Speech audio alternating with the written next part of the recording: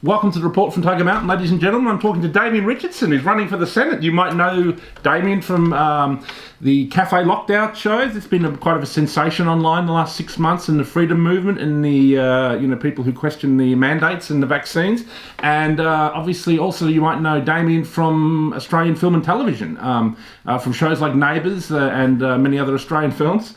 And theatre as well. So we're here to talk about Damien and to interview him about why he's running for the Senate.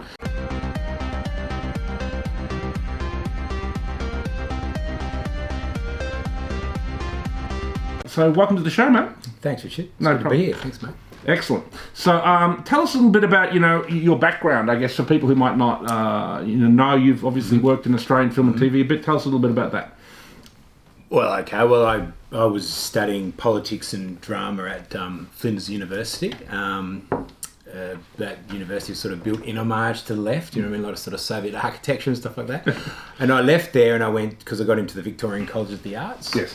I think that was 1989, I came to Melbourne. Yep. And haven't really been back to Adelaide since. Been back a couple of times, obviously, to visit friends and family. And after that, I graduated from the VCA and then began the arduous task of trying to find jobs as a jobbing actor in Australia, which sometimes is fantastic for me. I did better than most and not as well as others, as they say, But yeah, so I had a pretty successful acting career. Yep. And you had an 8-year stint on Neighbours, is that right? No, about 4 years. About 4 years? Yep. Yeah. How was that? Yeah, it was good. Yeah, it was a job, so it was good. Yep. Yeah.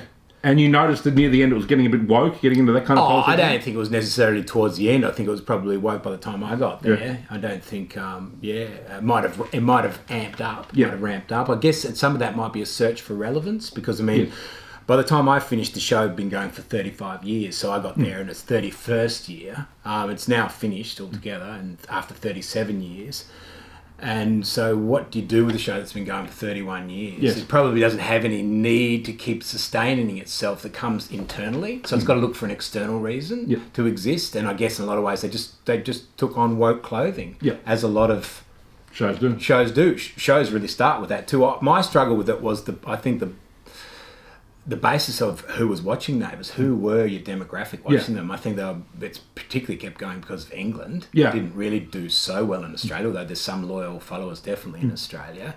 And what were they? They wanted the soap opera. Yeah. They wanted Neighbours. Exactly. They didn't want to be beaten over the head with how they should treat transgender people or what the right way to think about the gay marriage was. They just wanted to come and see Tom kiss Debbie, have a falling out. Maybe I could crack a few jokes along the way, play the simpleton, whatever, you know what I mean? Yeah. And that was my struggle. And I actually got to the point where I actually went to one of the producers, and in fairness to them, I'll leave them nameless obviously, I expressed my concerns, particularly what they were doing to the masculine characters, because they just sort of emasculated them so badly that I thought, well, who would be interested in them? Particularly not this, like they worked out what their demographic was watching the show, and it was like women from 40 to 60. I thought, well, these women are not going to be interested in these men that are so emasculated. Exactly. And in fairness to her, she agreed with me. But she said, what do I do?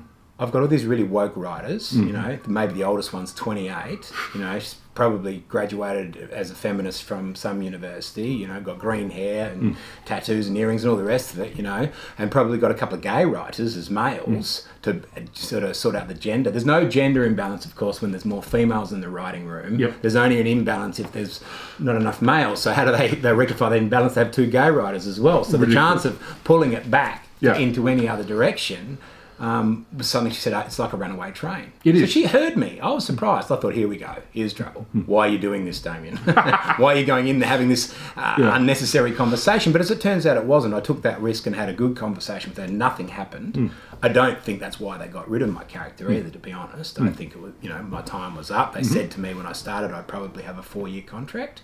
Maybe they even said 3, and it turned out to be a 4-year contract. So, probably got out just in time in a way, since the show's reached its demise a couple of years later. Now I can say it's because, they got rid of my character. Yep, that's it. You can. And, it always seemed to me that, that Neighbours did go out to kind of like middle Australia, to like the average kind of Joe or whatever, and also to people overseas. It was something that kind of projected the basic Australian lifestyle, and we do live in sort of semi-affluence here, at least compared compared to third world countries. And that was one of the popular reasons, you would often see it when you were travelling in Southeast Asia or in Thailand or in Bali or something. It was on and people were watching it because it was kind of something they could look up to or wish to emulate. So, it's a clever setup, really, when it came about, in the early 80s. Yeah. That they're neighbours. So you can just go in their slice of life. You can look at each household. They're all dealing with each other. It was quite clever. Yeah, it is an ideological piece of work, and obviously it had been running for a very long time, like 35 years or something. Yeah, well, 37 when it finished. So I think has it finished now, or I think it finishes shooting in a couple of months' time, unless some saviour comes along. Yeah. So this argy-bargy they did every time the contract came up. Yeah. Channel 4 had it, BBC had it for a long time, but Channel 4 had it by the time I had it. Yeah. And there was all this argy-bargy towards renewing the contract on Neighbours. Yes. Well, would there be enough money? Well, this could be it, guys. I'm sorry. They'd have a chat to the cast and crew and say, look, this actually could be it. Yeah. So we're sorry, we can't tell you what's going on yet, but we're in negotiations. Yeah. And I think a lot of that was just the business argy-bargy to see if maybe the Australian government would tip in a couple of million to keep the quota up for Australian content. Exactly. All that sort of stuff. But this time, I think it genuinely feels to me like it's the end of the road. End of the road. barring some sort of a miracle. And when did you leave the show? But COVID's done that. It's cleaned out a lot of things. It has. It's cleaned out a lot. Yeah. When did you leave the show? The late 2019. Late 2019. Yeah, So a couple of years later, it's finished. So and then the pandemic came straight sort of at the end of They kept production up during the pandemic? Yeah, they did, which is sort of surprising. And these are the inconsistencies that cause you so much concern because why were they able to do that? No one ever wore a mask either on the show, particularly. I mean, why didn't they ever wear a mask? I know, it's such an important thing to show to us. No one would dare ever smoke on the show. You know what I mean? So there's a lot of... it's interesting, isn't it, within the film and television community? I've noticed that with a lot of productions as well, that, people could pretty much go everywhere like nothing was going on. Yeah. If you're within the film and television community. Yeah. Or if you're part of a big production. For example, another friend of mine who's an independent filmmaker from the Melbourne Underground Film Festival, he travelled to New York right in the middle of the... I was on his page and I was like, what the hell are you doing? And he goes, I just got a job. And it's because it was part of a bigger budget film. No trouble. Yeah. No mask, no nothing. Which makes you wonder, and that's what made me start to wonder and sit around and think, particularly maybe I had too much time on my hands, as we all did, was sitting at home for hours and hours and hours and weeks and months on end, thinking, well, hang on, is this the propaganda of the machine? And it will allow the propaganda to keep going because it needs, especially now we're all at home in captivity, watching our screens, it needs the propaganda to keep pumping into our living rooms.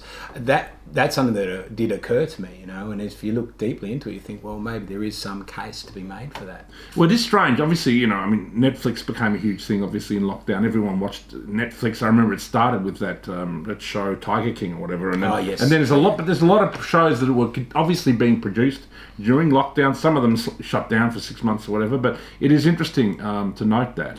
And so I would like to ask you, what kind of got you into the freedom movement itself? Because obviously, you're an actor who's done a lot of interesting work in film and television. And then what were your reactions originally to the pandemic, and how did you, transfer from, the thing we all suffered from, for somebody who actually became a kind of, part of Cafe Lockdown and the whole part of the freedom movement?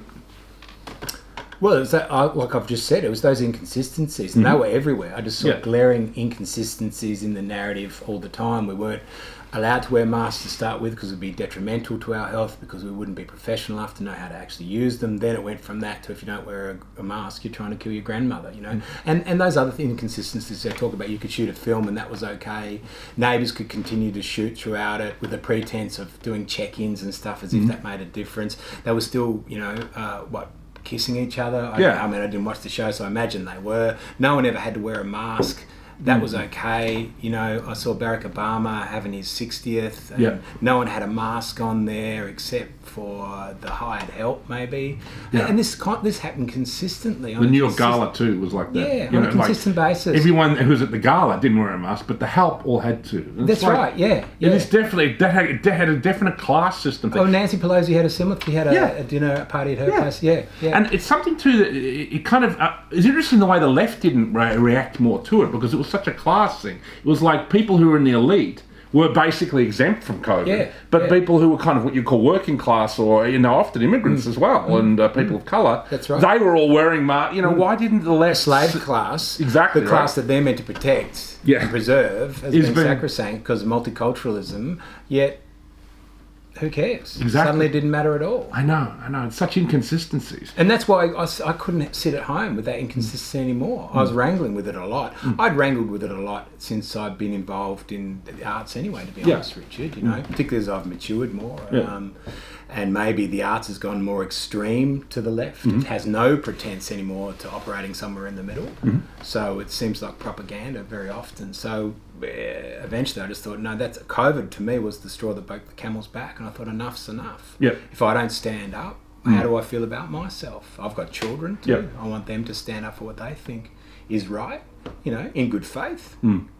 So you started going to some of the protests, did you? Yeah, I did. Yeah. And you were at the Shrine, weren't you? I was at the Shrine eventually, yep. And is that where you met Michael from Cafe? No, actually, in all honesty, I said that the other day in an interview, and I did meet him at the Shrine technically that day, but we'd met a couple of days beforehand. I'd seen him, we'd been on some, Telegram group or something like that. We'd been talking in a group at the front of the CFMEU, which was a couple of days before the Shrine. Because that was a real what you'd call a crisis moment. It was a crisis moment. The CFMEU again, because it was very much like the truckers thing that happened in Canada with Trudeau. But it seemed to be people who were traditionally left wing were rising up against, and this whole accusation that the union movement was like far right or something. It was ridiculous. Well, it's a puppet. The union movement's a puppet of the corporations and the institutions. They're doing deals. They're all trying to stay inside of that system, get jobs with each other. Well, it's people like John Setka and stuff who are the leaders. What they do is they corrupt the leaders. You know, I mean, the leaders of the unions are long known to be thugs and to be connected to drug dealing and money laundering. And of course, this is just speculation. And Sally McManus came out and called us fascists, neo-fascists. And stuff. I was like, what are you talking about? I was just there with people eating pizza. So the CFMEU happened, and then that led to the Shrine. So what was your thoughts on the Shrine that day? Because it led to the Westgate Bridge. Yeah. And that was, I would say, a really bad day for the government. I think the government were humiliated by the Westgate Bridge. There was a phalanx of police that set up on the side of the Westgate Bridge as we were coming back down. There was thousands of us. I'd say at least 40,000 people, which wasn't as big as the crowds did get eventually, but it was a significant crowd. So we were coming down, there was a phalanx of police set up there with all that gear. They suddenly had that riot gear. Where'd that come from?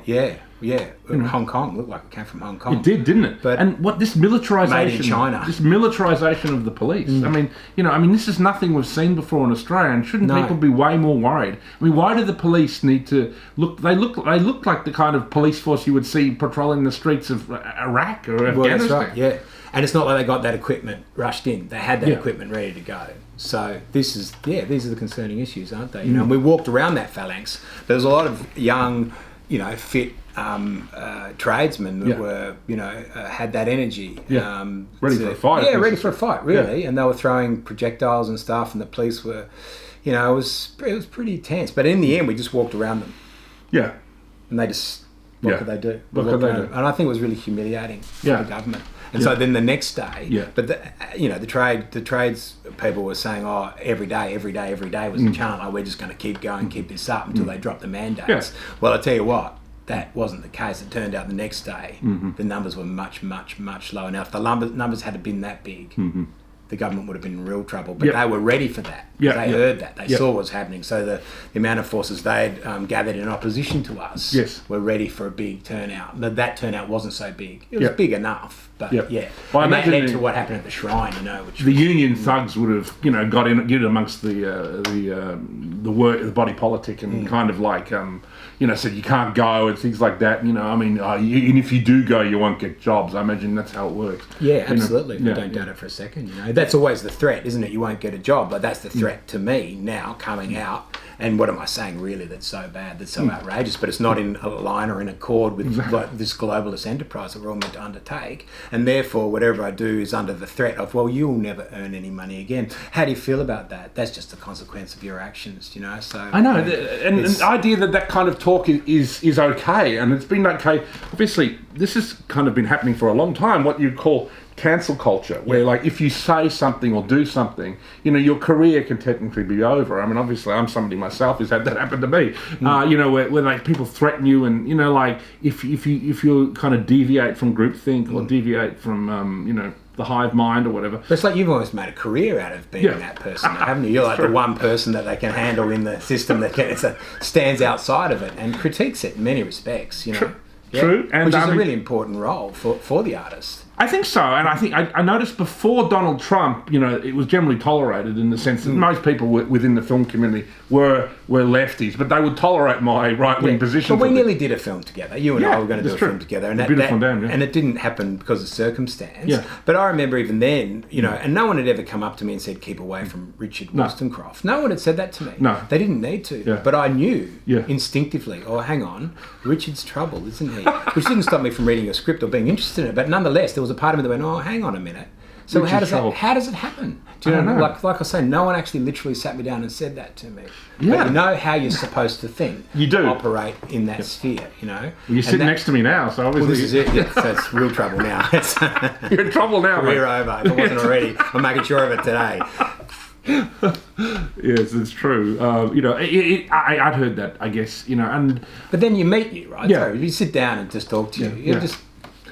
I'm a pretty normal guy. Yeah, you're a reasonable fellow. You've got your ideas. They're okay. Exactly. You're open to them being challenged. As a matter of fact, I think you quite enjoy the fact that they're challenged, so you can argue them and refine them more. I'm definitely a contrarian, and one of the things I really enjoyed was hanging out with people who were like of the far left. Like as I said, Catherine Devaney, who you might know, and if she's somebody of the far left. And she got sacked, and she said she did. She said so. She always hangs shit on the Anzacs every year. It's disgusting. I hate her political positions, but she dates somebody who I was friends with. Growing up. An old friend of mine when I was a teenager, and I'd been invited to some dinner parties, and as I said before the Trump phenomena, I was always tolerated, and I even think she enjoyed arguing with me, to be honest. But then it became a deplatforming thing. It's like my ideas were linked to Trump suddenly, and suddenly it was like this was taking off like a kind of juggernaut, and people were Trump the problem? Was it? So Trump was the problem because he sat outside of the system when you had rhinos. Yeah, Republicans in name only. Yep. That was sort of okay. Bush was sort of okay. He declared war on Iraq. It was sort of he stayed inside the system. But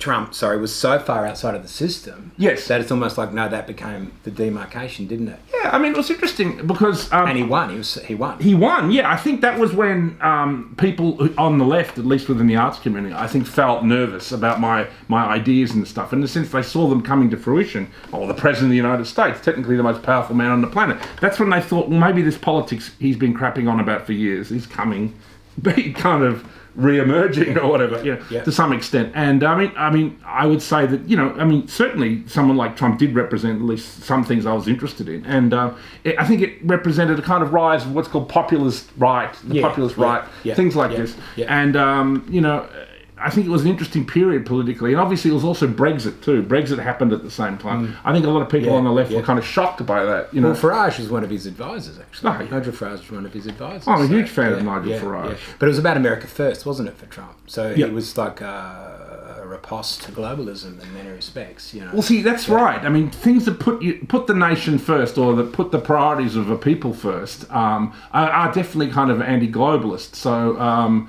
And for whatever reason, what I would call the new left has thrown in its lot with this kind of international thing, which is big business ultimately. Exactly, it is big business. More hypocrisy, which is the concern. And the weird thing is that it's actually anti-working class. Oh, absolutely. Yeah. And this is why I think that the working threatens class their job security. The working class now belongs to the new right. Because the working class has been ignored by like the local people who are the people who are at the CFMU, for example. But it's been happening for a long time, isn't it? Because it happened under Howard too. Like he had his battlers, didn't he? He did his battlers as well, and he won the MOVO as well. He did. Yeah. And Pauline Hanson won a swathe of them before Howard did too. Well, Hanson was someone who really struck. I was a fan of Pauline Hanson from the start, and obviously I've gotten in trouble for that over the years. And but to me, she always represented middle Australia. You know what I mean? Like the silent majority and the audience for Neighbours in a lot of senses, and I've always found that body to be really interesting, and what we should support. But it's an interesting time. It's in real flux, isn't it? Because just at the start of the pandemic, I went and saw this guy who'd come out and was doing a speaking tour in. He's an English guy and he's come out here and did a speaking tour in Australia. I was sitting in the foyer before I went in. Yes. Two women that were avowed feminists. Yes. And we're sitting there together waiting to go in. We started talking about Pauline Hanson. I was saying it's a real worry when politically you begin to feel like you're aligned with Pauline Hanson. Do you know? It was an amazing conversation because they had nowhere else left to turn. They felt the threat from the left. They were just starting to roll out the coronavirus and all the restrictions and the lockdowns, etc. Yeah. But they were talking about something else because something happened well and truly before that. You weren't allowed to speak. Yeah, that's true. And the extreme, ideology of gender, and I think it's been pretty destructive. So, how did you go from, the freedom movement to actually deciding to kind of run for the Senate? Pardon me. Well, in some respects, it was like, what do you do next? So we've done, there've been a lot of protests, and there's some really big ones towards the end of 2021. You were in Canberra, were you? Yeah, I went to Canberra as well. How was that? February the 12th was a really big, that was the one I was there for. There was quite a big one the week before, and I think there was one again the following weekend. I've got 3 kids. That, you were limited to how you could get out. Yeah, I can stay for a certain amount of time and get back and be a parent as well, of course. Canberra was extraordinary. It was huge. It was amazing because people. Camp Epic, you were there? Yeah, I went to Camp Epic. Yeah, I didn't stay, but I went there and checked it out. Yeah, checked it out. Hung around for a while. A friend was putting me up. Yep, nice. I was staying on a couch, doing that sort of stuff. Bit of couch surfing. Yeah. Yeah, it's been doing a bit of that in the freedom movement. Yeah. So we're in Canberra, but it was an extraordinary time to be there. But at the same time, we're there. And there's an amount of people amassing on all these parliaments throughout the country. And to what end? Yes. To what end? I felt, what do you do next? I can't continue to stand out the front of buildings with a megaphone and sort of basically yell at buildings, do you know what I mean? Asking for our freedoms, etc. So how does it manifest? Can it manifest itself politically? And the best way to do that, obviously, especially as a minor party, just as an individual, ultimately not a party at all, is in the Senate. Potentially. Is that a place, a repository where we can have a voice? And people can come to that voice, and maybe you can change the culture to some extent from the front.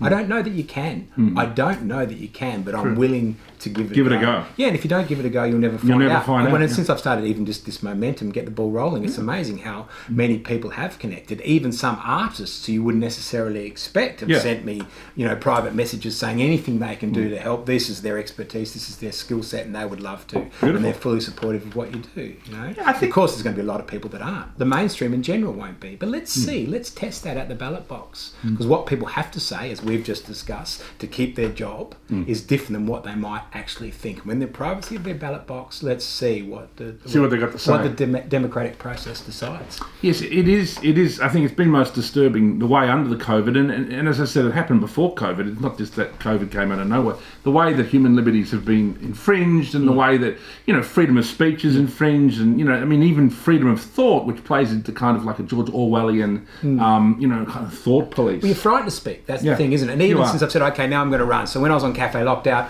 I really didn't mind what I said. I thought, I don't care. As a matter of fact, this is so liberating. This is great. What else can I say that I really think? Now, even since I'm running, hang on a minute. Should I start to question? And I can see how that, it makes a coward of you. It does, It makes a coward because political correctness is designed that way. It wants to make a coward of you. It's like there's a filter. You know what I mean? And you have to kind of put things through a filter before you blurt them out. You know what I mean? I mean, even I have that to some slight extent. You don't want to really see what's going on in my head. And no, I'm glad you've got it. I suppose the filter's important to some extent, isn't it? It's not. I think the important thing, and Jordan Peterson puts it in an interesting way, is he said that, you should just, really think about what you say and be precise. And I think one of the reasons he's been so successful, is because, people say, are you anti-trans? He says, well, I'm not anti-trans, but I'm anti the fact that I must say these things, and then he takes it to a kind of other intellectual level about forced speech, and which is actually a much more fundamental issue. You can't force people to say certain things or think certain things. Once you try to do that, you've crossed the line. Yeah, well, gender dysphoria is such a small minority of the population, isn't it? It is. Suddenly it's everything. I know, and that's the question they'll ask you, and they're looking for a gotcha moment. Yeah. But you can't argue for the greater majority of the population because you become homophobic or whatever else it is you're supposed to be. And that's the problem with it. Yeah. And it's designed that way. It's designed to catch you out. It is. And a moral untruth, ultimately. Exactly. I mean, you and I grew up... If you can't stand up to it, Richard, if no one ever stands up to it, then it's just going to run away from all of us, and we're all going to suffer as a consequence of it. True.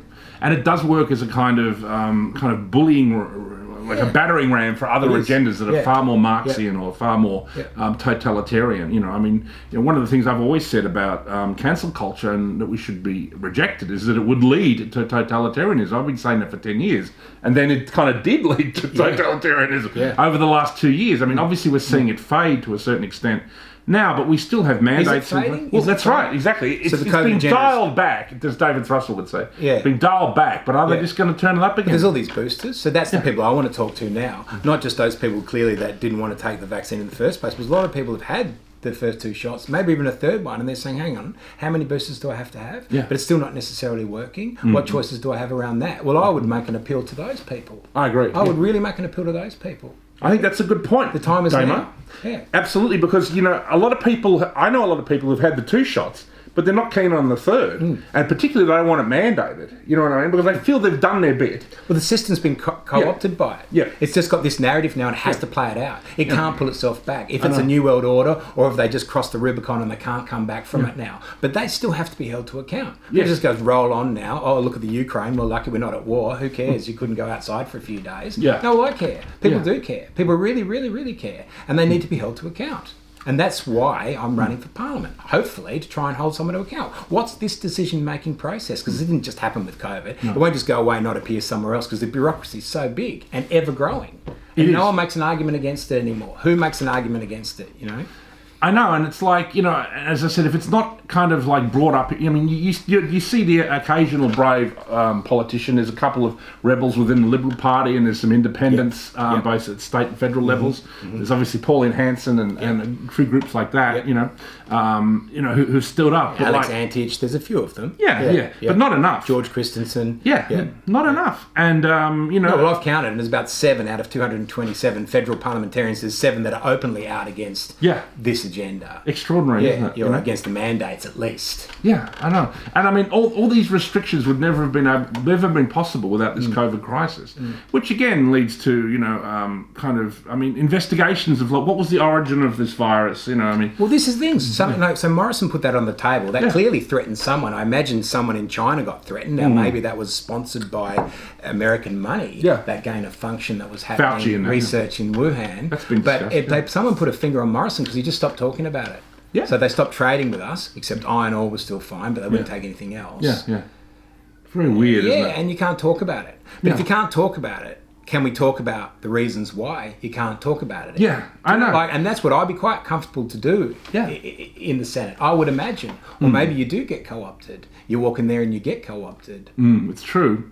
And I mean, the interesting thing too is like the way that like this agenda has been, how would you describe it?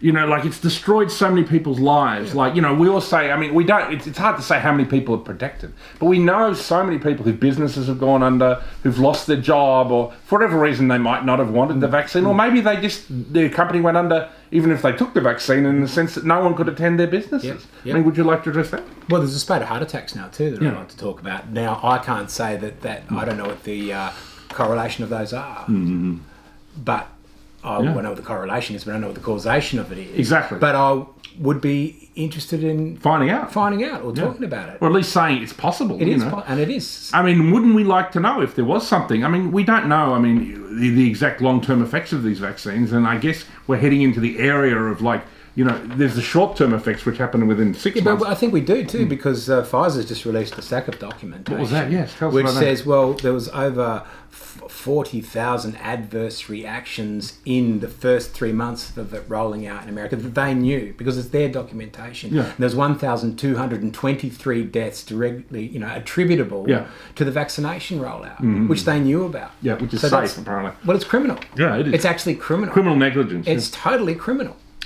Yeah, I mean, this happened obviously... And so who else know? Did Australian officials know anything about It's medical malpractice. It's not as if there are no, what you call templates for medical malpractice. I mean, medical history is littered with medical malpractice. And well, Pfizer's had the biggest fine ever for such malpractice. So, and then we've got drugs like thalidomide that were safe for a long time. Yeah, which cigarettes were safe for a long time. Exactly. Cocaine in Coca-Cola was safe for a long time. Yeah. So, you know, these things... Ecstasy was developed as a drug to bring couples back together, wasn't it? That's right. It was a kind of...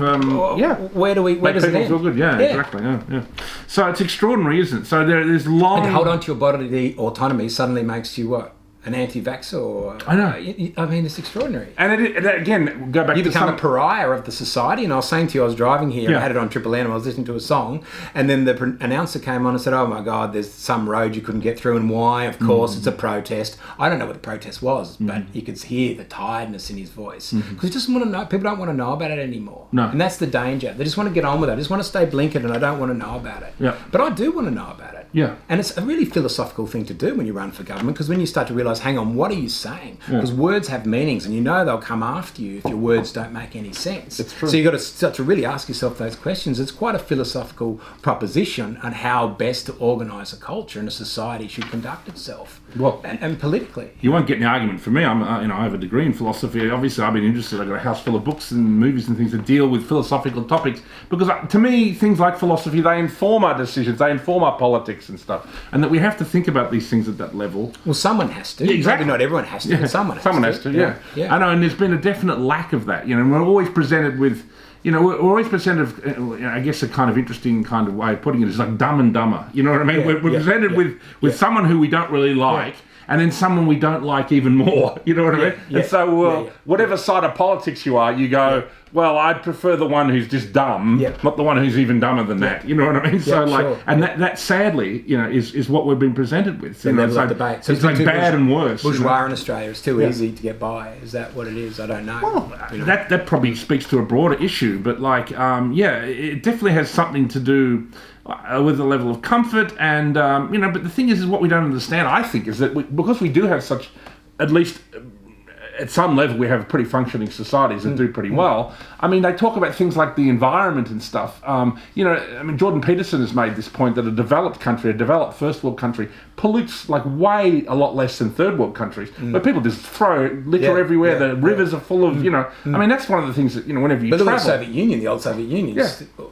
extraordinary amount of pollution, degradation of the in Russia, environment. Absolutely, I mean, Putin hasn't got a good green record. You know what I mean? But he left over. That was inheritance, wasn't it? He wasn't inherited it. Yeah, infrastructure was Soviet infrastructure. You can't just change that. The radical left has a terrible history of, with communism. they hardly. So if you can't defend Western civilization somewhere along the line, where are you heading to? Where are you heading? Is that what you're heading to? Yeah, I mean, that raises an interesting point, Damo, too. How do you feel about that? Like Western civilization, do you feel yourself as a defender of it, and the values and kind of the European ideals that are, I guess enshrined in countries like Australia and obviously also other Commonwealth countries like Canada and stuff, like at least at a kind of level of Well, I feel like we haven't been willing to make the argument for it, and that's what I woke up to, not knowing enough about it myself, and I still don't. But now the investigation continues, and it begins in many respects, But if we wouldn't make the argument for it. Yeah. And we wouldn't make the argument for it because it was humiliating to make the argument for it, especially as a white Western male. You weren't allowed to make the argument for it. But that was something that was done to us by the institutions. We were co-opted. I got that when I went to university, went to Flinders University and studied drama and politics, particularly in the drama stream more than the politics stream. Really? Yeah. That you wouldn't make any defence. And that was 1987. Yeah, it's been coming for a while, hasn't it? Well, it was happening before I got there. Yeah. So I thought, well, if no one makes the argument, and I thought, and eventually I looked at the liberal side of politics and thought, well, that's the side that would really make this argument, but they certainly don't want to make the argument. Yeah. So what chance does it have? Yeah. But why is it such a successful country that immigrants want to come to? Yes. Isn't that because of that? So can't you make the argument to those people? They're not going to consider it racist. It's just a small cabal that consider it racist to make those arguments, but they're the people that control the institutions, obviously control grants and funding and control the money, control the flow of money. I know. So you have to have these ideas even if you don't practice them. You just have to give lip service to Absolutely. them. But what price do you pay for giving lip service to them? You don't pay no price at all. You do pay a price. And isn't it interesting spiritually? Too, many of these woke people, they don't realise they exist within this very European framework, and like the very ideas that they promote even have a history within like European culture or whatever. What you call the new left has ideas in like Western thinkers like Michel Foucault and Jacques Derrida, who are French intellectuals, and these are European Marxists. And he's all very European. anti-family. Foucault, in particular, really anti-family. Absolutely, But of course he was, as a gay male, he felt ostracised by that established died system. of AIDS. But okay, there you go. But of course, how did that for him. Yeah. But he doesn't become the paragon of virtue to talk about how we should organise ourselves in the culture. But we've allowed him to do that. He died in his late 50s from age. Yeah. So, like, you know, does this lifestyle lead to an unhealthy, kind of lifestyle choice? That's interesting to think about. But and rather than left and right, too, I say now the argument needs to be about big state versus a smaller state. What role does government need to play? What's a reasonable size for government to be? That was a question I was going to ask you. Where do you see yourself along the political spectrum? I mean, do you consider yourself right-wing, left, or kind of synthesis? Well, that's what I just argued. Yeah, I suppose I just said. You know what I mean? It's like I'm very concerned about the deep state. I'm really concerned about the deep state. And so you believe there's one in Australia? NGOs, non-government organisations. Yeah, because it's huge. It's massive. The UN, the WEF, the WHO, the list goes on. All these, climate ventures that we have to be part of, we have to sign up to be considered an okay member of the international community. We can't look after ourselves anymore. And that reminds me, like, the family's not allowed to look after itself anymore either. There's been a real attack on that. Huge. And there's an attack on the nation state. Mm-hmm. And I'm a champion of the nation state. Yes, that's what I've come to realise. I've had to ask myself the questions. I'm a champion of the nation state. Not to say that we aren't an international or global citizen. Of course we are. So it's both. You needn't necessarily, obviously. I mean, every nation has a place on the international stage, so to speak. But it's interesting too. The freedom movement. You see a tremendous amount of flags, and a tremendous amount what you call old Aussies. Who are part of these protests. Yep. I mean, would you consider yourself a nationalist? What does that mean? What do you mean by that? A nationalist is somebody who, I guess it is certainly something along the lines of what you've been saying. It's somebody who, is interested in Australia first. You know what I mean? Absolutely. Yeah, most definitely. Yeah. Absolutely. Yeah. Of course. Yeah, I know. Yeah. I mean, it used to be something that all politicians would be, of course I'm Australia first. I can pay whatever lip service I want to Ukraine. I don't really know what's happening in Ukraine right now. It's a complex area, as all areas are. There's deep historical reasons why situations are as they are, of course. But I don't know enough about it. I'm not going to pretend I know enough about it. I live in Australia. I know more what's happening to me in my immediate vicinity. And that's what I'm interested in. But somehow I have to be interested in external issues all the time to be good or whole or moral. I know. I mean, to be in media, ultimately, because you have to do that to be in media. And isn't it interesting too? Like, it's not as if Ukraine is the only war that's been going on. There's been one raging in Yemen for a long time, which is actually the military has been funded. It's basically when Saudi Arabia attacking Yemen, and there's some other internationalist kind of interests that have been attacking it. But like, there's been literally almost no reportage of that.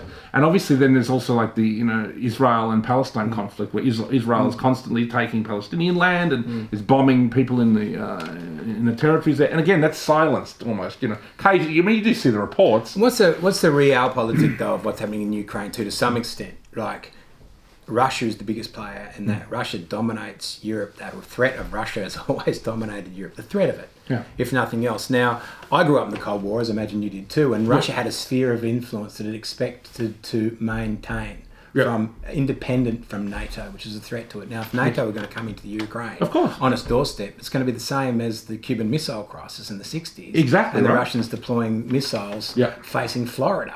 Well, and I would understand that Americans would be concerned with that, rightly concerned about that eventuation. Well, wouldn't the Russians be similarly concerned about NATO amassing? Yeah. Well, can you imagine if Russia wanted to, and somehow Kyiv? If somehow Russia was allied with Mexico or Canada or something, and decides, I'm just going to set up all these nukes along the US border. Are you okay with that? You know what I mean? Of course, the US would not be okay with that. And so this is why it's provoked the situation. And there's this pretense of not wanting to play power. Power's a terrible thing. It's a horrible thing with the left say, except they use that to actually gain power. But the reality is, power is true. There is power in the world. There is a source of power. America is the ultimate source of power still at the moment. It's the major world power. Yeah, but it's under challenge for sure. Absolutely, and always will be under challenge because power is always going to be under challenge. Exactly. Look at the role of Prime Minister. That's meant to be the most powerful person in the country. It's always under challenge, and it always will be under challenge. Exactly. And I mean, the situation in Ukraine too, like, it's just far more complex than our media wishes to discuss it. And isn't it interesting? Did you see that episode of Q&A? Obviously, I don't watch it, but you see clips occasionally that get shared on social media where somebody who basically had a more pro-Russian position, he just got kicked off the air by that idiot Stan Grant. I mean, it's ridiculous. I mean, can't we hear the ideas of... And what happened? Well, that happened a long time later too. Yeah, and he was of Russian descent. Yeah. he was just making a reasonable argument for Russia. He wasn't, and Stan said, well, he'd been, he's expressing a desire for violence and therefore had to leave the studio. No, now you've got to get out now, please. No, please leave now. Get out. What a show! I know. What a show! And the ratings show of virtue. And the ratings have gone through the floor. And people also don't recognise the ratings have gone through the floor a long time before that. Yeah. And then you start to wonder why these shows still exist. But do they exist just as a propaganda arm of the state? And if you look you can reference it. Yeah. And if you look at the basic, some source of truth. Absolutely. Sorry, mate, but it's But no one watches it because everyone already knows it's not true. But because it exists, it becomes a repository of truth somewhere down the line. The ABC used to, at least the ABC I grew up with, it used to be a show that would welcome, at least to some extent, differing opinions. And there were discussion shows in our day, and many of them were quite, the discussion was quite broad. You would even have people from communist Russia on who would state the Soviet position or whatever. You know what I mean? There's just no desire for broad debate. And the idea that is promoting violence, couldn't that argument be made of people who are on the Ukrainian side? I mean, really, does anyone really think Ukraine is going to defeat Russia? I mean, you know what I mean? So the people promoting violence are the idiots online who are promoting the Ukrainian cause. I mean, the first thing that should be done is to surrender and to work out a kind of peace that suits both sides. I'm sure Putin... Aren't they saying there's some fascist influence in the Ukrainian forces too? I don't know much about I know the situation there. There's a group called Avos and Red Sector, and these are Ukrainian neo-Nazis. And so we're neo-Nazis at home on a domestic level, so you don't want anything to do with us. But on an international level, the neo-Nazis are okay? The hilarious thing is that, the New Left... even the Guardian newspaper, which is the bastion of the New Left, they called these groups that are now fighting Russia, and these are the ones giving Russia a hard time because they're radical, militarized neo-Nazis who obviously have grievances with Russia that date back to communism and the Holodomor. Exactly. You're going to Holodomor? Yeah, going to Holodomor. I love it when you go there. So, these grievances and... which was the famine, we should mention. The left. Ukrainian famine that killed millions, more than in the Holocaust. Yeah, exactly. 11 million or something 12 like million. that. 12, twice the amount of Holocaust. And there's been no movies on that I know of, mate. No. It's very unsung part of history. Yeah, it's not like there's a documentary every weekend on SBS. That's right, and it only happened 10 years hence too, so it's not like it was... It happened just before. It preceded, That's right. It preceded, Indeed. And it's very interesting, and obviously that's why there is within Ukraine a kind of hostility towards Russia, because it's historical. And I believe... I bet you there's not too, because what they call Ukrainians, apparently, it's colloquial, I believe, and I don't know enough about it, I know I'm going to offend people by saying it's Rossini.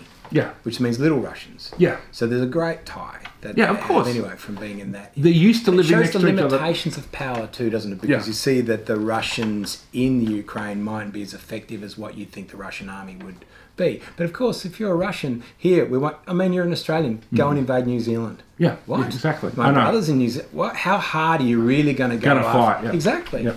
And also the limitations of sort of military power. And I know that... Because unless you have a reason to fight, which is really to keep the country, the actual ground you fight, and we see that all the time. We saw it in Vietnam as a classic example of it, where the might of the Americans was defeated by just a determined people, but had nowhere else to go, no other option but to fight to the death. It's extraordinary. I mean, I've been to Vietnam and toured Me too. what's it called, the holes in the ground and stuff, and tunnels. Those little Viet Cong, mate. How'd you get through, mate? I didn't get through. I went through some of the small earth moving equipment. I didn't do that, but we've got to get him out.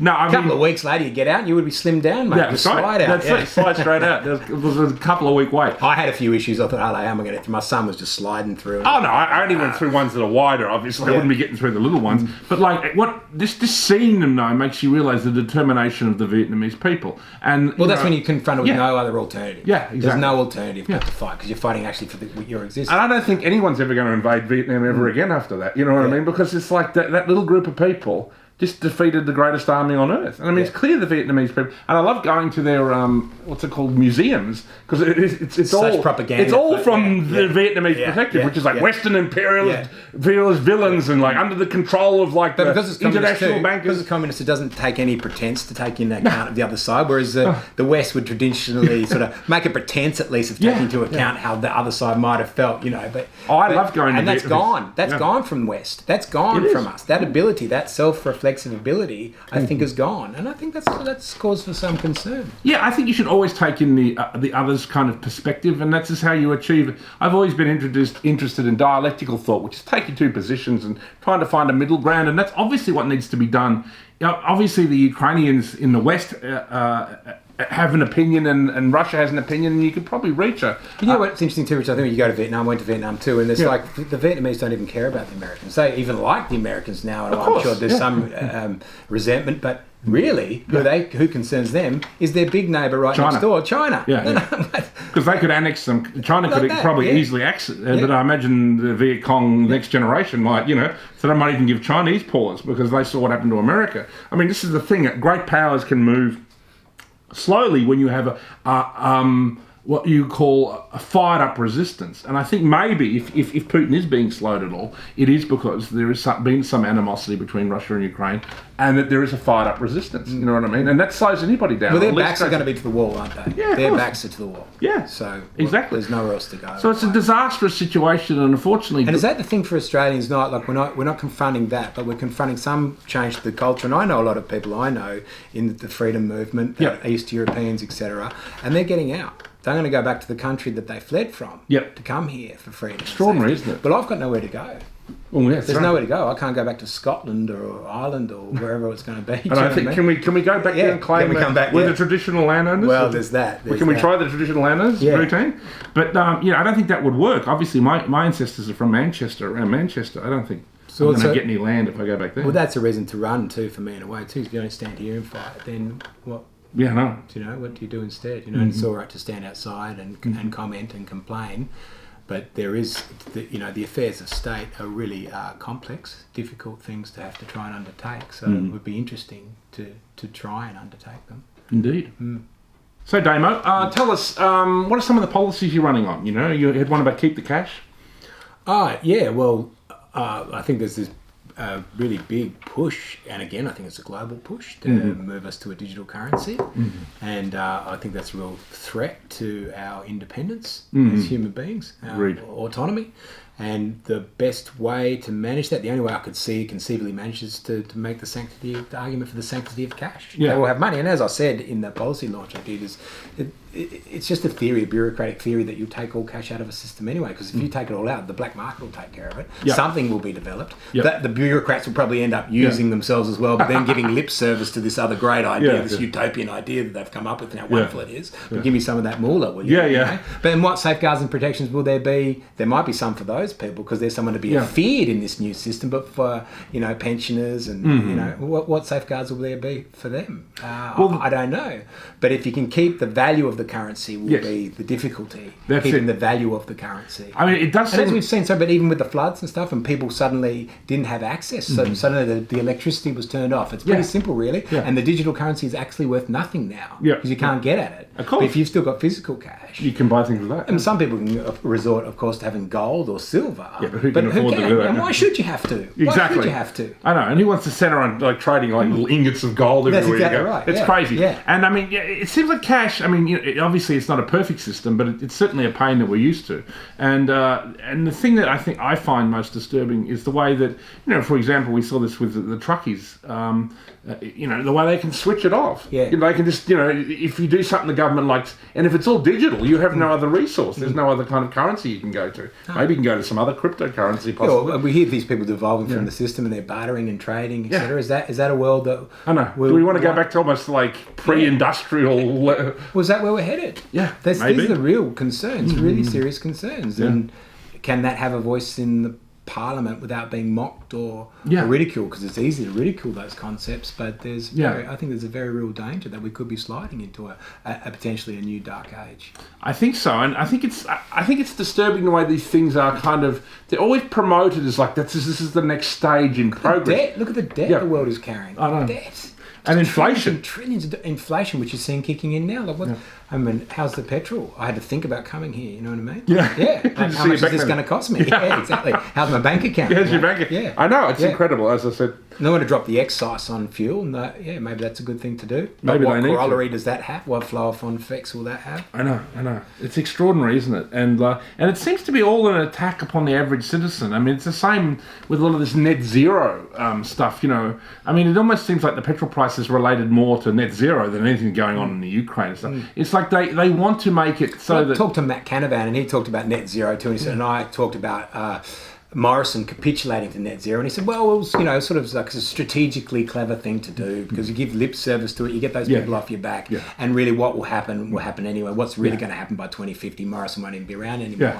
And I understand that being a clever position, a clever proposition, but is it a moral proposition? Is it left then for someone else to have to make the argument? Just keep kicking the can down the road. Everyone's kicking the can down the road, and that's what they're doing with the debt too, isn't it? It feels to me like they're just kicking the can down the road. So someone else is left holding the baby when the music stops, you know. No, I guess what everyone fears is that eventually, I mean, we've come close with these crashes, with the global financial crisis, but you know that we'll reach a kind of almost terminal one where kind of Western civilization kind of like runs out of that's right. Gas, both literally and metaphorically. You know, happened before. Yeah, exactly. You know, and as we see, there are power players in the world that are not everybody is nice, so to speak. You know, and there are people who clearly are enemies of Western civilization. Maybe nobody's nice. Yeah, that's right. Maybe we're not nice and neither are they. I think that's possibly true, yeah. Self-interest is a great motivator. I think Paul Keating said that, didn't he? He did. Self-interest is a great motivator. And you can't say that the new left is not interested in self-interest because, you know, they're all very good for the free speech of people who agree with them. They're just not into the free speech of people who don't. Yeah. You know, which is, again, if you don't agree... I mean, you know, as I said, I'm somebody of the right, but I always listen to left-wingers because I find it interesting, particularly ones who are a bit articulate or whatever. You know, and some of them have come over to what I would call our side or whatever. People like Russell Brand, like Gren. He's really interesting to see. Isn't it? He went from writing a book, basically it was an old tome, to a revolution, Marxist revolution. Not so long ago, really. Not so long ago, Published, 10 years ago. Yeah, and now he's arguing really from a totally different perspective. He's practically Alex so Jones. That's hope. So there you go. So maybe that's a hope. Maybe that's why it's important to make these arguments and bring these arguments, because he's making them. So even someone like Julian Assange, who was like somebody who was definitely of the old left, who was probably a Marxist or at least maybe an anarchist, you know, like essentially when he attacked Hillary Clinton, people accused him of supporting Donald Trump. Yep. I mean, you know, I'm sure he's not the world's hugest fan of Donald Trump, but why would he, you know, do something that could technically help him? Assange has technically always been, I've heard, as quite a left-winger, actually. I agree, absolutely. And he would say that himself, I think, you know. Yeah. And he was a darling of the left until he did something that, you know, possibly supported Donald Trump, or at least considered Trump a lesser evil than Hillary Clinton. You know, it's extraordinary the kind of political kind of flip-flopping. But it's so important, the propaganda is so important, isn't it? Because there's someone like him who's really putting himself, whatever you think of him, wow, he's put himself on the line. Yeah. Right? But everyone's allowed to have an opinion. Yeah. Everyone sits comfortably in their existence and has an opinion on what he's done. Yeah. And they're the people ultimately that vote. So it's the propaganda is what really wins the day. Yes. And now we see that more than ever, the propaganda of the machinery of state. Oh, it's just everywhere. Next level. So you can't even have 50 or 60,000 people at a protest. There's only maybe 7,000. According to they lie about the figures. Why do AFP, they lie? You know, commissioner, chief Why commissioner. do they lie? Because they have to lie to keep their job, like we were talking about earlier. They know they have to lie. No one taps them and needs necessarily tell them. They're just keeping the narrative up. Well, I remember I was at the Ballarat protest, and it was really weird because I was there, and I was walking down the street, and it said that the people in the protest were hassling shop owners. And now I'm in the protest. There was no one hassling shop owners. Yep. No one. The whole march, no one did that. They walked down, maybe they waved a flag. Is that hassling? I don't know. But it was weird to see the lie on my phone and to be standing in the actual thing they're reporting on. Well, apparently they were told to. And it was weird too because they were saying this at the time. There was no time. It was like, how could they be reporting? Even if that was happening, there would need to be an hour or two for it to be reported. It was like already reported. That something that wasn't happening was happening. It was just a real penny dropping. Like the lies were already in place. They're ready to go. Yeah, ready to go. They're ready to smear you and besmirch you. That must have been written a couple of hours before the. But apparently they were told, the shop owners were told to close. Yeah, extraordinary. Because under threat of the coronavirus, all these unvaccinated people coming to spread this, be super spreaders and kill everyone in that community, even though it was clear that people weren't really dying in large numbers from that virus by that stage anyway. No, it gets to the whole point of corruption, and I wanted to raise this with you, kind of a keep the bastards honest. That used to be something that used to be part of kind of politics. And that was Don Chipp when he started the Democrats. Chippy, yeah. 77, I think it was. Good old days, Yeah, mate. good old days. Yeah, he was a former Liberal minister. I love the 70s. I remember it's a good decade, mate. Oh, wow, cheers on that. Cheers to the 70s. Yeah. That's our favourite. Yeah, from 0 to 10. We were pretty young. We were pretty young, but we just look it up going, this is cool. But yeah, no, I remember that. Keep the bastards honest, you know.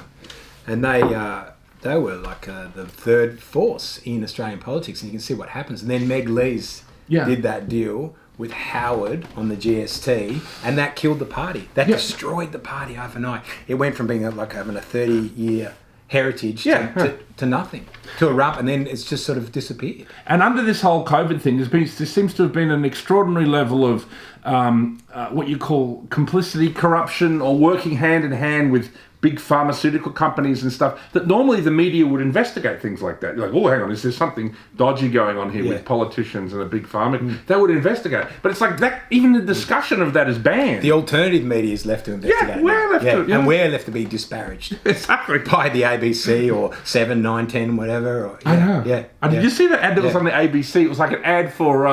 it was like a bunch of celebrities, you know, like many of them actors. I don't want to, you know, but they were like the same actors that are, you know, in a COVID many of your contemporaries getting up, being on a, you know, But what they were saying was pretending to have COVID. There was an ad saying in lockdown, because everyone had a lot of spare time, many people started blogs and stuff. I mean, Cafe Lockdown was, I guess, one of them. But like, they were saying, whatever you do, don't do that. They did a special ad saying don't create your own, and it was weird because the ABC would normally support the arts or support people with independent voices, but they literally got a bunch. Yeah, the pretense. That's the pretense. They got a bunch of celebrities together to say don't do that. I was sitting there. Have you ever seen a comedy show on the ABC? Oh, it's extraordinary. It's terrible. I'm yet to see one. No, I know. I'm still waiting for one. I know. I mean, you see the classic English. We'll have to go back as far as Auntie Jack to find something. Yeah, exactly. Auntie Jack was great. You that's know. The 70s. Yeah, that's the 70s. No, I mean, you see the classic English stuff. You know, occasionally they have the classic English stuff on the ABC or whatever, and that's great. But you know, I remember there was. Woke ain't funny. This new comedy, like this woman. What's her name? I can't remember her name. She looks like I think she's a lesbian, kind of a butch lesbian. Who sits there basically just lecturing on kind of like left wing and LGBT kind of politics, and it's supposed to be funny. It's like the joke is like, you know, lecture. White men are arseholes. That's the joke. And there was another one. We've been witnessing it for a long time, and that's the thing too about policies, because how do you keep the bastards honest? And you would think that the natural inclinations of the Liberal Party would be to do something about that, but they will never do anything about it because they're frightened of it, aren't they? They are. So it's the media wagging the tail. I think it has. And I think it's been allowed to get away with it, hasn't it, Damo? Yeah. And like, it's extraordinary too, because as I said, we've had a Conservative government now for 10 years, haven't we, approximately? Yeah. You know, and obviously it was Tony Abbott before. And that's had a small breakout of a Labor government 2 terms before that, and there was a lot of, you know, how was the longest serving Liberals before? Howard before. Why wasn't nothing done about the ABC? I mean, it's extraordinary. Why is there not one Conservative show, even one Conservative spokesperson? I mean, on Q&A, why are there not 2 hosts? Why is there not Stan Grant and Andrew Bolt? You know what I mean? Like, after some adjustment period, watch the ratings go through the roof. It would go through the roof. For a while. If they had Andrew Bolt on as a co-host with Stan Grant. Now, Stan Grant can be as left as he likes, but if he was being counted by Andrew Bolt, that would actually make for an interesting discussion. Yeah, it would. It really would. Yeah. But it's forbidden. Yeah. Why is it forbidden? Well, I don't know. I think, too, there's no political courage left anymore. So, I mean, I don't say that Howe was necessarily a courageous politician, but he reached a conviction around the GST, didn't he? And he saw a colleague of his be defeated. Hewson was defeated because of the GST, because Keating just tied him in absolute knots, made him look like a fool because he couldn't answer it on national TV when Keating was dominating the political scene. Howard brought it back, and people said, don't do it. Don't do it. Don't do it. And he won an argument, and he snuck back in. He did, yeah. He did sneak back in on it. And then, so I wonder, where's Morrison's courage? Like, he must realise now he needs to have a moment of political courage. It felt like he had a moment of courage when backs were to the wall, and it looked like Shorten would definitely be the Prime Minister in well, he did stand up a bit. He won. Well, he did, but he won it on climate. Yeah, he did. Their extreme climate agenda, and he wasn't going to be any party to that. Then he gets in office, doesn't take long, and he becomes party to that. Yes, someone got to him. He lost his all conviction. Trump lost office, so did he lose moral support in losing that support that the biggest nation in the world would give you? This is what's extraordinary. You know, like it's that courage though, Richard. That doesn't exist anymore. No, it doesn't. Would you like to bring that back to politics? Well, you can't bring it back from the Senate. I don't think, and be presumptuous to think I'm going to swan in there and I'm going to show them a few things. Well, I don't think that, but Can we have that conversation? What happened? Independent senators do have a voice, obviously. I mean, you've seen. I mean, sometimes they're for the left or the current thing. Like Jackie Lambie's had a voice, kind of being very pro-vax or whatever. I mean, independent senators can have a voice. So, well, I think too. I think with the Morrison government, and maybe they clearly don't have any conviction around it, to talk about the mandates. Why don't they argue? Because I've just been looking at the Constitution, which is an amazing document. Cool. And I've never spent much time with it. I don't know enough about it, but I'm investigating it. And I had a friend who's done some constitutional law take me through some of it, and I don't know why some arguments haven't been made from the so-called right about protecting. Why don't well, it's there. Yeah, it's there in 51(23)(a) when it says that against any medical conscription. Yep. The state cannot force you into medical conscription, which I think was amended in the Constitution in like 1946. Yeah. I wonder what just happened. Yeah. What just happened to want that amendment to be in there? Exactly. After what happened. And not only that, not only are there things that are in our own Constitution about that, there are international laws like the Nuremberg laws. Well, that's right. And you see that during this COVID crisis, both have been sidelined. So really easy to make an ethical argument. You might lose that debate, but make it. Yeah. Make it. No, they won't even make it. Yeah. Why? So what does Morrison hope to be? Like the lesser and this is why he appears of the two. And this is why he appears wishy-washy, because I remember at the start of this crisis, he said, well, we can't force people to be vaccinated. And he stuck to that position, but he allowed the mandates. But mandates are coercion. But is their powers so big and so overbearing that it's too threatening for a middle power like Australia or a leader of a middle power like Australia to even to begin to stand up to it, to the machinations of globalism? Of the globalism. Because the globalists want something else. Are you going to stand in the way, mate? Really? Well, look, Are you have the courage to stand in the way? I believe, for example, need a wartime prime minister, someone like Curtin was. You do. Who died in office. Well, you need a Menzies or someone like. You need someone with some guts and balls. Tony Abbott to a certain extent was somebody who didn't go along with a lot. Because see, you can see that in the Liberal Party, there's been a lot of what you call almost like Chamberlain kind of stuff. They take part in the Neville arguments. Chamberlain. Yeah. As opposed to Lindy. Not Lindy. Not Lindy. Not Digger got my baby stuff. But no, where being conciliatory towards them. They take part. They don't just say, listen, this is bullshit. This is all a distraction. This is all a lie. You know what I mean? I mean, for example, there's a strong argument you can make apropos of climate change that, I mean, even if you were to say, that the hysterics are real, whatever Australia does isn't going to make the slightest F all. Yeah, but somebody put years ago, that's okay. We'll take climate change at face value if we're going to do that. Well, why don't we investigate a nuclear industry in Australia? Oh my God, I know. You can't. Do you know what I mean? Are you serious about this? I know. What? But you want to go to France, who runs something like 70% of its power from nuclear and has done for a long period of time. A place that's celebrated by the woke elite, Paris, gay Paris, but you can't do that here. Why? Like China has imagine the corollary of industry that would flow on from that. It's extraordinary. In medicine, the applications for strong industry like that. It's extraordinary. And you've got a country like China that has 3,600 coal-fired power stations. That's what I'm trying to say. That's a tongue twister. Say that 3 times. Say that 3 times. And CCP. And they're building 200 or 300 more each year, right? Yeah. No trouble, and they're going to keep doing that, right? Because their economy is growing and growing and growing, and they need more power. And yet we have 6. And we're meant to lose our 6, which will regardless, but it's simply because the technology apropos renewables isn't up to the standard of the old systems. You know what I mean? They're going to make the price. I mean, it's going to get so you can't keep your heater on in winter. You're going to have to just wear 10 blankets. I mean, that's the kind of thing you would do in the third world. Should we start talking about yellow privilege? Yeah. Do they talk about yellow privilege? Well, we talk they about will. white privilege. There's 1.3 billion Chinese. I'm telling you, they're not talking about yellow privilege, even as they start to make great gains for themselves and feed that population. Who's going to resent that? And isn't it ridiculous? But we have to be self-flagellating. Of course, we're always self-flagellating, and in European countries, or that are predominantly European, there's this whole anti-white male discussion and everything. But in China, do they get on their television and talk about how awful the Chinese are or have been? Never. I wonder how long you'd last. Believe me, the nationalists and the communists would happily. So maybe I'm a nationalist then, because some sense of national pride is surely it's a good thing, like some sort of personal. And it's definitely come out in the freedom movement that obviously you've been part of. Just one thing you can't ignore is the flags everywhere. Yeah. I mean, some flags you didn't even know existed. The upside down Australian flag. And also the Eureka flag. In distress. Exactly. Yeah. But so many people, that's the thing, so many people. And so if you can harness some of those people to vote for me in the election, this is clearly what I want to do. And there's other people that are trying to harness them as well,